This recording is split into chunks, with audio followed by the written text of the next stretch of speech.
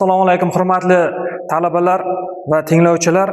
Men Termiz davlat muhandislik va agrotexnologiyalar universiteti atrof-muhit muhandisligi va hayot faoliyati xavfsizligi kafedrasi katta o'qituvchisiman. Bugungi mavzumiz bizni sizlar bilan olib boradigan mavzumiz favqulodda vaziyatlar, ularning ta'rifi, turlari va xususiyatlari to'g'risida gaplashib o'tamiz. Bu mavzu bo'yicha demak 3 ta reja qo'yganmiz. Birinchi rejamiz favqulodda vaziyatlar tasnifi, ikkinchi rejamiz mintaqa mamlakatlari va O'zbekistonga xos bo'lgan tabiiy, texnogen va ekologik tusdagi favqulodda vaziyatlar, uchinchisi favqulodda vaziyatlarni oldindan aniqlash, xabar berish demak bo'yicha reja savollarni qo'yganmiz. Favqulodda vaziyat. Favqulodda vaziyat deb nimaga aytiladi? Avvalambor favqulodda vaziyatni o'ziga biz ta'rif berib, uni tushunib olishimiz kerak. Favqulodda vaziyat odamlar qurbon bo'lishi, ularning sog'lig'i yoki atrof tabiiy muhitga zarar yetishi, jiddiy moddiy talofatlar keltirib chiqarishi hamda odamlar hayot faoliyat sharoiti izdan chiqishiga olib kelgan yoki bo'lmasa olib kelishi mumkin bo'lgan avariya, halokat, xavfli tabiiy hodisa yoki boshqa tabiiy ofat natijasida muayyan bir hududda yuzaga kelgan vaziyatga demak favqulodda vaziyat der ekanmiz. Favqulodda vaziyatlar. Favqulodda vaziyatlarni 3 ta turga bo'lib o'rganamiz. Birinchisi tabiiy, texnogen va ekologik tusdagi favqulodda vaziyatlar. Tabiiy tusdagi favqulodda vaziyatlarga misollar keltiramiz. Zilzila, yer ko'chishi, o'pirilishlar, sel, qor ko'chkisi, suv toshqini va hokazolar bular tabiiy tusdagi favqulodda vaziyatlarga misollar. Texnogen tusdagi favqulodda vaziyatlarga sanoatdagi avariyalar, transportdagi avariyalar va falokatlar, kuchli ta'sir etuvchi zaharli moddalar bilan bog'liq bo'lgan favqulodda vaziyatlar, yong'in chiqqandagi demak o'sha avariyalar demak texnogen tusdagi favqulodda vaziyatlarga misol bo'ladi. Ekologik tusdagi favqulodda vaziyatlarni hammamiz juda yaxshi bilamiz. Quruqlikning holati o'zgarishi bilan yoki bo'lmasa o'sha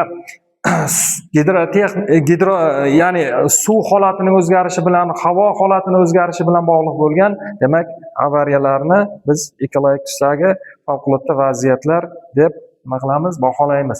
Tabiiy tusdagi favqulodda vaziyatlar xavfli geologik hodisalar, odamlar o'limiga, ma'muriy ishlab chiqarish binolarni, texnologik asbob uskunalarning, energiya ta'minoti, transport kommunikatsiyalar va infrastruktura tizimlarning ijtimoiy yo'nalishdagi binolarning va uy-joylarning turlicha darajada buzilishiga, ishlab chiqarish va odamlar hayot faoliyatining izdan chiqishiga olib kelgan zilzilalar demak misol bo'ladi.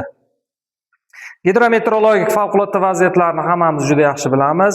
Xavfli gidrometeorologik favqulodda vaziyatlar asosan o'sha ob-havo bilan bog'liq bo'lgan holatlar.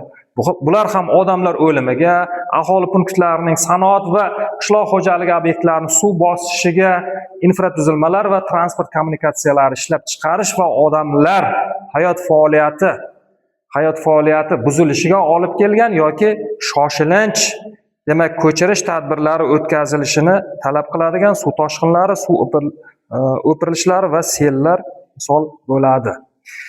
Favqulodda epidemiologik, epizootik va epifitotik vaziyatlar. Demak, favqulodda epidemiologik, ya'ni odamlar o'rtasida tarqaladigan kasalliklar, epizootik hayvonlar o'rtasida tarqaladigan kasalliklar, epifitotik vaziyatlar qishloq xo'jaligi o'simliklari o'rtasida tarqaladigan kasalliklar kiradi. Ekologik tusdagi favqulodda vaziyatlar. Quruqlik, tuproq holatining o'zgarishi bilan bog'liq bo'lgan vaziyatlarni keltirishimiz mumkin. Atmosfera tarkibi va xossalari o'zgarishi bilan bog'liq bo'lgan vaziyatlar. Havo muhitining quyidagi demak ingredientlari bilan ekstremal yuqori ifloslanishi, oltin gugurt dioksidi, dioksid va azotli oksid, uglerodli oksid, qurum, chang va odamlar sog'lig'iga xavf soluvchi konsentratsiyalarda antropogen tusdagi boshqa zaharli moddalar, katta ko'lamda kislotali zonalar hosil bo'lishi va ko'p miqdorda kislota demak chiqindilari yig'ilishi. Gidrosfera holatining o'zgarishi bilan bog'liq vaziyatlar. Demak, yer yuzasi va yer osti suvlarining sanoat qishloq xo'jaligi ishlab chiqarishi oqovalari, neft mahsulotlari odamlarning zaharlanishiga olib kelgan yoki bo'lmasa olib kelishi mumkin bo'lgan demak o'sha tarkibida og'ir metallar, har xil zaharli ximikatlar bor bo'lgan chiqindilar va boshqa zaharli moddalar bilan ekstremal yuqori darajada ifloslanishi. Demak, favqulodda vaziyatlarni ko'lamiga ko'ra yana turlarga ajratamiz. Lokal, mahalliy, respublika va transchegarali favqulodda vaziyatlar. Demak, lokal favqulodda vaziyatlar.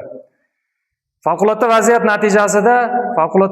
natijasida demak, hurmatli tinglovchilar, hurmatli talabalar, shuni bilan bugungi mavzumiz yakunlanadi. Keyingi darslarda uchrashguncha hammalaringiz bilan xayrlashib qolamiz.